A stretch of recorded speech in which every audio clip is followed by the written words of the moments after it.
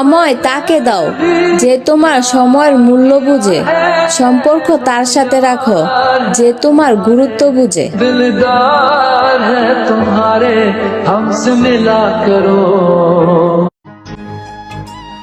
যদি কারো কাছ থেকে গুরুত্ব না পান, কষ্ট কইরা হইলেও দূরত্ব বাড়ায় দেন, কারণ আত্মসম্মান নষ্ট কইরা ভালোবাসা